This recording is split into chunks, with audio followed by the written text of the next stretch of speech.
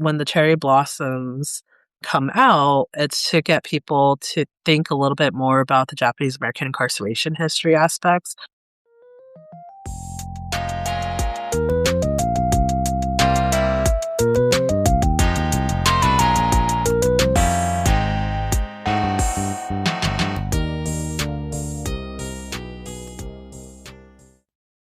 Welcome back to Japanese America. I'm Michelle and it is finally April. The LA sun is out and the city is starting to look like a botanical garden.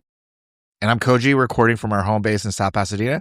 But today we're heading up the coast to a city that is currently blushing pink, Portland, Oregon. We are joined by Hanako Wakatsuki-Chong, the executive director of the Japanese American Museum of Oregon, or JAMO. But before we get into the history, Michelle, we've got to do a spring fling icebreaker. Since it's peak Sakura season, if you were a spring-themed Japanese snack, what would you be? I will be domyoji. Do you know domyoji? No, what is that? Oh, it's a mochi, but it's seasonal. It only comes out like March and early April. It's Sakura color pink. Oh, okay. Yeah, I think I've had it. It has like a red bean paste inside and it's yummy, but it also has the salted Sakura leaves. So It's salty and salty, sweet and salty, like me. And soft. I think Fugetsudo has it, right? Yeah, they do. Yeah, I like that. Let's see. I don't know if I have a spring-themed Japanese snack in particular. All I can think of is dango, but that's not really a spring thing. So I'm going to say same thing as you. That's cheating. No, but in May, there's kashiwa mochi. Which one's that one? Kashiwa mochi is the mochi for Children's Day or Boys' Day for May 5th. And it's the white mochi with anko inside. Oh. And it's wrapped by kashiwa leaves. I like that one. But you can't eat the leaves for that one. Yeah. I like that one. That's a good one. Yeah. There's so many different like manju mochi thingies. Yeah, seasonal. Do they have other ones other than those? I mean, I've never even. They have Christmas. Like they don't have Christmas, I guess. Do they have New Year's? Yeah, they got New Year's. We have regular mochi, and you put it in that's right. Ozoni. Yeah, but the shapes of mochi it's different by region. Oh. So my grandma was in Yamaguchi. So they make round mochi, but in Tokyo, it's square mochi or rectangular mochi. Interesting. Yeah. I didn't know that. Yeah. And then I could go like January 7th, there's the Nanakusa Gayu. And then, so I get Kayu's dessert. On 15th, there's Dontoyaki. So they have dango on a skewers, and then it's not really a skewer. It's like a long stick, and then you cook it over, how do you call those? The matsukazari. For New Year's, they have the pine needle. Oh, yeah, okay. And then they burn that, and then they cook mochi over the smoke of the pine needle. The decorations. Yeah, it's weird. The Japanese and all the Asian desserts, they're not that sweet. Like they're not like French or something. Yeah. Or why do you think that is? Are we not as sweet? No, maybe we are conserving sugar. My family and I, we were at a Chinese restaurant celebrating my mother-in-law's birthday, and the dessert was like lychee and red bean soup. And I was like, this is not dessert. No, when you go to Chinese restaurant, desserts are oranges. But then I was thinking like in Japan, it's azuki or something, right? Like that's like everything would just have azuki in it, or even just like hot azuki thing. Yeah. Japanese people complain when they come to America. Like, everything's it's too sweet. so sweet. But when I go back to Japan and have their dessert, I'm saying that their dessert, it's sweet. I don't know what they're talking about. Hanako's journey to the museum wasn't a straight line. She grew up in a place where history was right in her backyard, yet almost invisible. We started by asking Hanako to tell us a bit about herself and her path to this work. I was born in California, but I was raised in Idaho. So grew up kind of more in the rural areas of Idaho, going to high school there, eventually going to college at Boise State University. But it was when I was at Boise State University that I met a professor named Bob Sims, who was on the board of the Friends of Minidoka. And even though he's a white academic locally within the JCL, they gave him the title of honorary Nisei. And he did what a good Nisei did. He invited me to a meeting for the Friends of Minidoka, and then I got voted on as vice chair as he stepped away. And I had no clue that that was going to happen. And then that's how I got involved with Friends of Minidoka and the preservation work that was happening at Minidoka National Historic Site. So a side story to that would be, I knew that my family was incarcerated during World War II. So my great aunt wrote for Old Manzanar, but it was kind of presented to me out of context because I remember as a child, my dad's like, "This is our family history," handed me a book. And then I read it, but without additional context, I just assumed there was something obscure that happened just to my family. So then when I learned about it in college with the help of Bob Sims and understanding that there was a camp in Idaho, it was quite shocking for me to kind of have that realization, I guess. This is a lot larger than what I assumed in my family because this wasn't presented in high school. So my secondary education didn't really cover this at all. So that's kind of how I got into the work with the Japanese American history and eventually working at Minidoka National Historic Site. I started off with the Idaho State Historical Society and then went to Tule Lake National Monument, then went to the Navy, and then went to Minidoka National Historic Site, and eventually found my way to Pearl Harbor National Memorial and ended up my federal career as a superintendent of Honolulu National Historic Site, and then eventually came here to the Japanese American Museum of Oregon. Now she's leading a major institution in Portland's historic Japantown. We asked her to tell us about the museum's identity and its new home in the Flanders Building. The Japanese American Museum of Oregon is about 25 years old and started back in the day where co-founders were creating a historical plaza. So there's a Japanese American Historical Plaza, which is on the waterfront, that was created in 1990. And that was through people's redress reparation money that people came together to try to honor the story that happened here in Portland and in Oregon, to remember those who are incarcerated, the fracturing of our community. Also, just to, honor the story of our families who are incarcerated, but then telling it to more of the state audience and other people outside the community. So that started in 1990, and eventually some of the board members are like, we need to have a museum.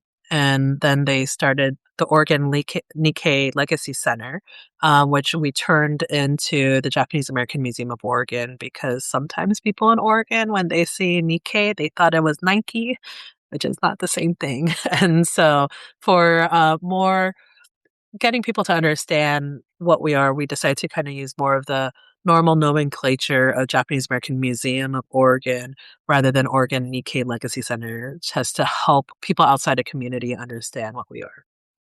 Most people see the cherry blossoms as a general Portland event, but the origin story is actually about international trade and diplomacy. Essentially, our first board chair was Henry Sakamoto, and him and another community member, Bill Nato, decided, hey, we want to create this plaza. And Bill Nato was a property kind of guru at that time, very involved in actually the creation of what we see as Portland today, like the White Stag building and having that signature image that people normally see of Portland, of the White Stag that says Portland, Oregon, that flashes. He created or helped create Pioneer Square that now has every year a Christmas tree out there, because originally they were going to make that into a parking lot. And he's like, we need public spaces. So he partnered with Henry Sakamoto, and they had this design to create this Japanese American Historical Plaza and Bill of Rights Memorial, because Bill Nato's family weren't actually incarcerated. They did the self-evacuation where they ended up moving to Salt Lake. And he just wanted to make sure that people understood the incarceration. So this site is several acres large that we co-manage with Portland Parks and Rec, and it's right upon the waterfront where there's the Willamette River flowing through town. And Henry Sakamoto actually used to work for the U.S. Department of Agriculture for about 32 years. So he had a lot of connections with folks in Japan. And there was a growers association that ended up donating 100 of the Akebono cherry trees that now is in the plaza. That every year when the sakuras are blooming, people come out for the hanami and they'll, enjoy the area. And so like this year, we actually activated it doing like working with a partner called Hollywood Lights, where they do ambush lighting, where they come in and put lights up on the trees. And so this was the first time we did it, and we got some incredible pictures, and we only did it for a limited 3 nights. And so we're talking about doing it again next year to try to promote more people coming into the plaza to learn about it, because a lot of Portlanders don't recognize that this is a historical plaza where we're trying to commemorate the incarceration, that they just see it as a fun place to go. So we're trying to bridge that educational gap. We were curious about the logistics. When do these trees typically bloom? It seems like third week of March for the last couple years, but it has sometimes been as late as April when the sakuras would come out. And what was it like for Hanako the first time she saw them? First time I saw it in like full bloom, it's just amazing because there's such a density of the cherry trees, which makes it really nice because growing up in Idaho, there's not a lot of this stuff, to see. And then it's literally down the waterfront. You have all these amazing pink blooms coming out, and then you see the community come in and using the space. So the first time I saw it, I was just like really impressed of how it brings people together. And honestly, I didn't recognize it was a plaza because this was before I actually worked at JAMO.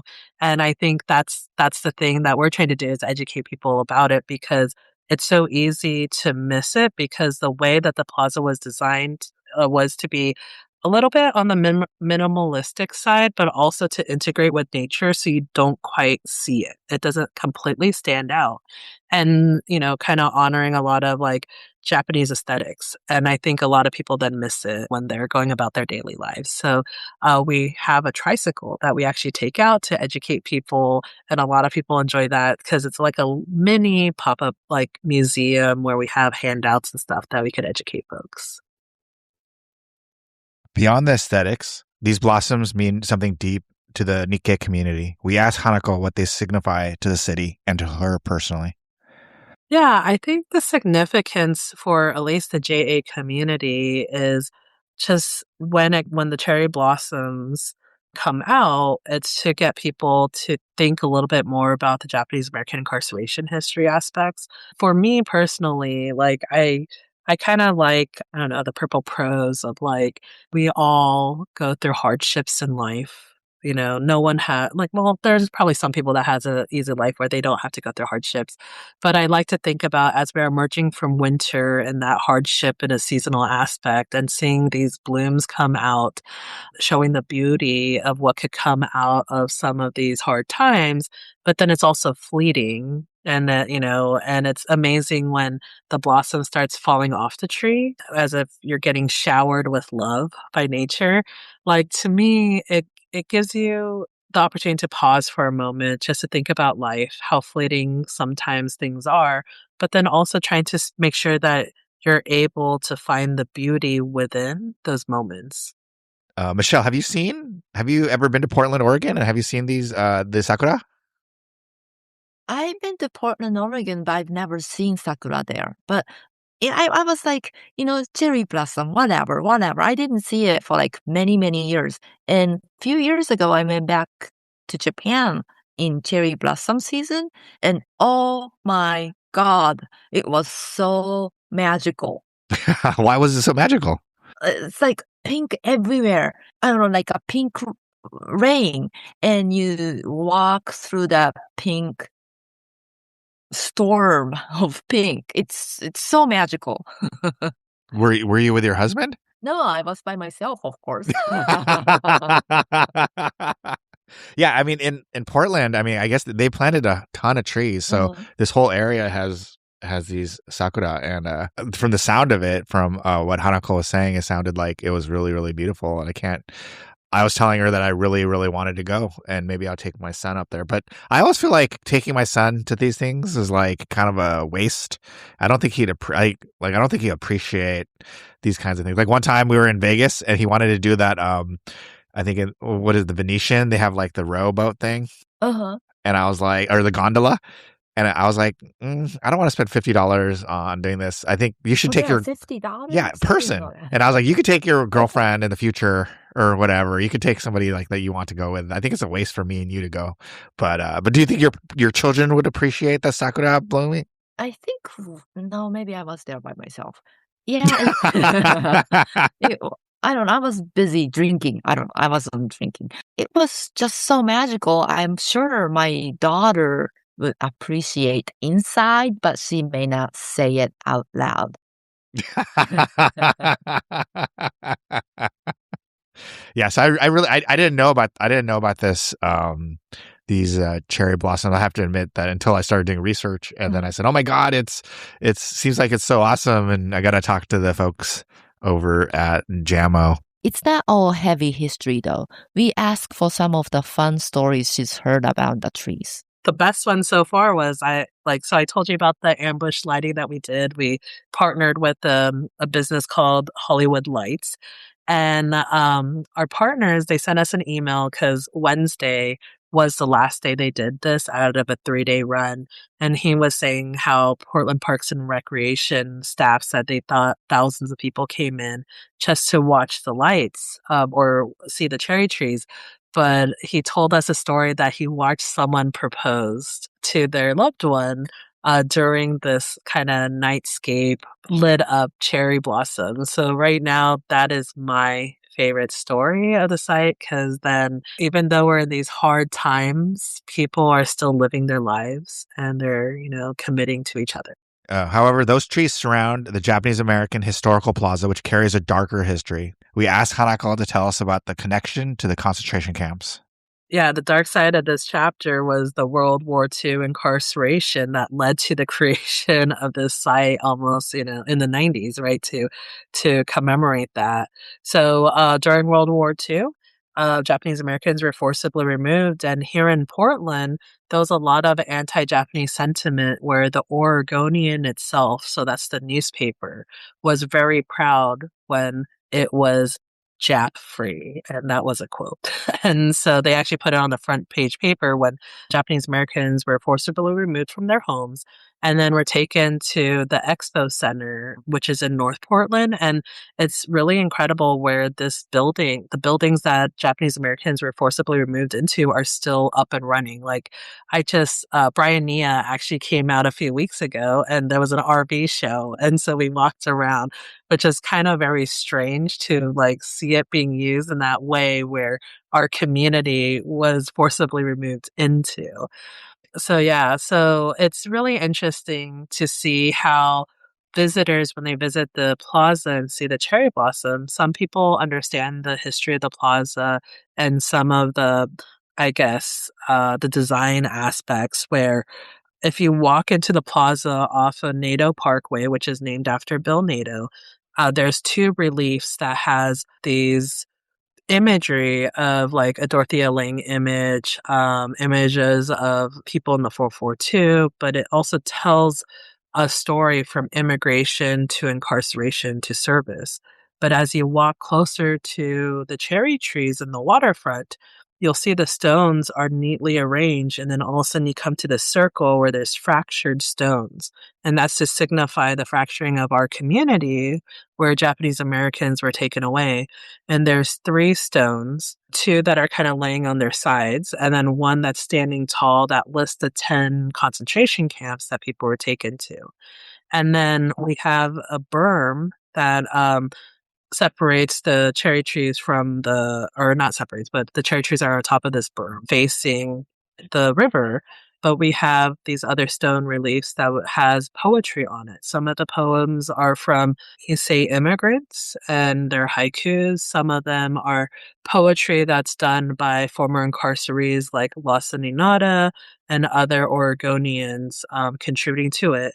But I also mentioned early on that it's also the Bill of Rights Memorial. So they have the Bill of Rights at the one entry point of the plaza where people could see look at the Bill of Rights to understand where, these were American citizens who were forcibly removed without due process. And it's important for us to understand our rights and understand that the government can betray its people. And it's very similar to things that are going on today. So just take out the Japanese American community and insert another community. And it's very, very shocking to see how similar it is. That history isn't just in the past. We asked how these trees help us talk about anti-Asian sentiment today. To me, it's like because it is the Japanese American Historical Plaza, just in of itself where the cherry trees are, that totally is the gateway where we could talk about the anti-Asian sentiment that happened then and then compare it to today. Because honestly, I think it's like 2 years ago, those actually Asian Americans who, a couple people, I think, were assaulted on that waterfront area because the waterfront goes the whole way. So it was like very much like, oh my God, we could talk about it now. And on it, and also like I think it was 3 years ago because it's like right when I came to JAMO, the Consul General of Japan here in Portland was actually assaulted, and that was a hate crime where he was assaulted within, I think, a month or two of him actually coming to start his service out here. So just even the location and here in Oregon, we can talk about some of those more contemporary issues through the lens of the historical issues. Finally, we ask where our listeners can go to find out more and support the work they are doing. Definitely you could check us up on our website at jamo.org. So JAMO.org. And on there, we do have a link for the cherry blossoms where you could learn more about the plaza. And then we did have a countdown as well on when peak was going to be. But now we passed peak. Peak was, I think, last Saturday. So yeah. Currently at the museum, we are hosting an exhibit called Minidoka on Our Minds, which is influenced from Rajashi Mimura's series called Minidoka on My Mind. And it's talking about the 25th anniversary of Minidoka National Historic Site becoming a park unit. So that exhibit is going to run through the end of June. So if people are here in Portland, please come by and check it out because we have everything from what the National Park Service has created and collaterals of like videos and collaborations, but then also featuring some of the museum's artifacts that we have on art that was made in camp or made as a response to camp, and also the descendants reflecting upon it and their art as well. But one of the most special objects that we have that's featured in this exhibition is Ed Abe's wood. So Ed Abe was one of the first people to die at Minidoka, and he went to collect wood with his friend. A storm came in relatively fast. He got lost in everything, and his friend ended up making it back to camp while he ended up getting disoriented and he walked parallel to the camp. So his friend was like, oh my gosh, we need to go find Ed. 4 days later, they found his remains still with his wood, where he died from exposure about 4 miles away. And so his family kept the wood for many, many years. And in about 2018-ish or so, a community member in Seattle ended up asking the family, saying, hey, are you guys going to do anything with this wood? And the family's like, well, do you have a purpose? So he's like, I had this idea. I would like to give the wood to Mira Nakashima, who was incarcerated at Minidoka, and her father is the esteemed George Nakashima woodworker. And so she created a 3-piece art piece. One's a mobile, another one's a hanging piece, and one's a standing piece. And then she left 2 pieces as is and donated it to Minidoka National Historic Site, and we are featuring it here. Yeah, so it's one of those full circle stories that it had a really terrible birth, I guess, but then I believe it finally has some beauty to it, and we'll be sending that back to Minidoka after this exhibition. But it's a nice full circle object. Koji, hearing Hanako talks about those fractured stones right next to the fragile blossoms, it really hits home, especially since we are in 2026 looking at America's 250th anniversary. It really does. It makes you think about how we curate our own legacies. Michelle, looking at the state of the world today and the 250 years of this country, does the spirit of the blossom feel more fragile or more resilient to you right now? I think it's more resilient. Oh, really? How so? The blossoms are fragile, yeah, but that doesn't mean they're weak. And they return every year. Even when everything goes wrong? Yeah, like it's every year, like you forget about it, but they always come back. So I think it's more resilient. Wow. What about you? What do you think? I feel so negative. You're so positive. I mean, and Hanako's answer was super, super beautiful about, I mean, kind of how like it's resilient because it comes, they die and then it's beautiful and then it comes back. I just, I'm just really sad right now about everything that's going on. And I just wish that things weren't the way they were, especially now that I'm a father and, having a son and just wanting to make sure that he doesn't go die in a war that I don't want him to die in. Yes, but at the same time, like things like the war, I don't want it. I don't like it, but I can't really myself can't stop the war. So you have to be like a cherry tree. Like you just concentrate on doing your job. But the $6 gas makes me think every time I see it. Oh, $6? That's $6. That's cheap. It's like $7.85. I don't know. That reminds me of it every time, and I drive to Corona every day.